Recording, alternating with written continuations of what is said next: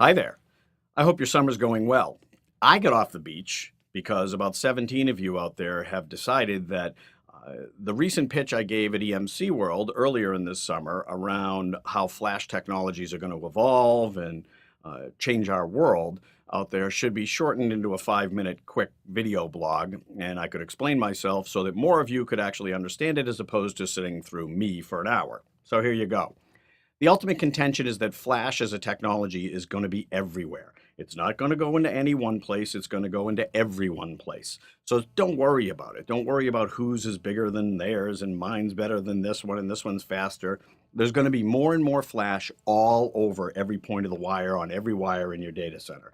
Don't sweat it. Flash is not the big value prop.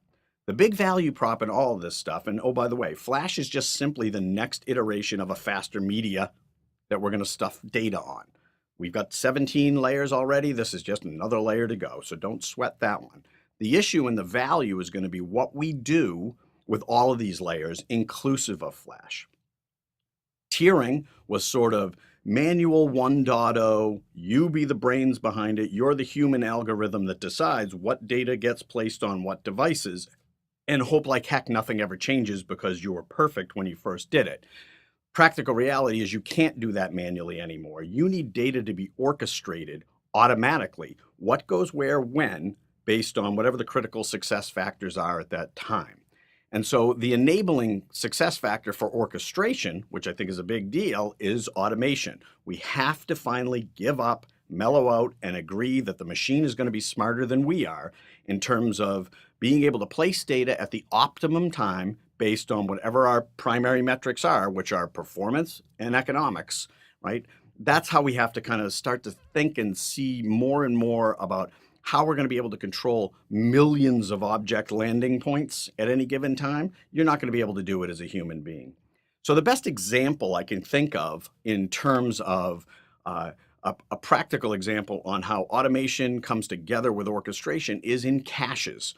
Cache is the ultimate automation orchestration tool because what it does is it decides through its own intelligence and algorithms what should be placed where and when under whatever set of circumstances that happen to exist. So for example, you're all used to caches on a device, right? Having a cache on an individual device is awesome. It's got a small amount of really fast stuff and a big amount of really slower stuff comparatively.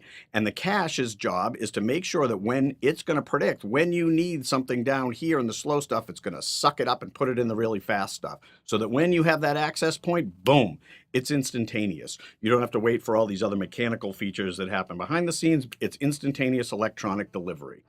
No matter what, I mean, that's in a device. Now, we've also gotten used to the fact that caches exist intelligently in a multi-tiered architecture within a box, a subsystem, if you will. And that's really cool too, right? Because we can take, again, a smaller hunk of really fast stuff and bigger hunks of slower, less expensive stuff and blend them in such a way that if the algorithm's good, it's going to make sure most of the time we're going to be accessing out of the wicked fast stuff, but we're paying for the really cheap, slow stuff. That's perfect economics and perfect performance there.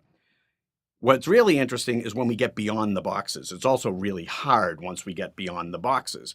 The box is a single element of control. The device is a single element of control. If I have 2 boxes or 200 boxes, being able to effectively cache means we have to get above the boxes in order to do that. And that's why I'm madly in love with this concept of network caching. Think about this for a minute. You've already got millions and zillions of dollars spent on infrastructure that exists in your data center, and stuff can only go as fast as it can go.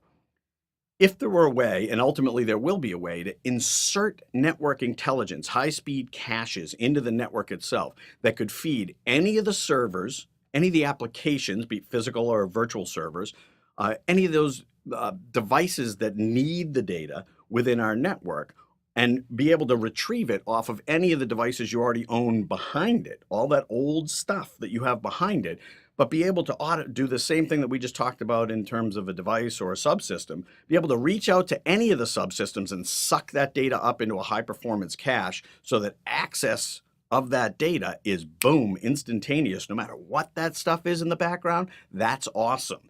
Because if we can do that, it makes everything you already have instantly faster, instantly better, and instantly cheaper because you're not managing data placement anymore on those 200 boxes. You gotta have something better to do. Anyway, these are the things I think about on the beach, and hopefully if you could start implementing things like this and start thinking like that, then you'll be able to spend more time on the beach and less time in that really, really, really unsunny data center. Take care.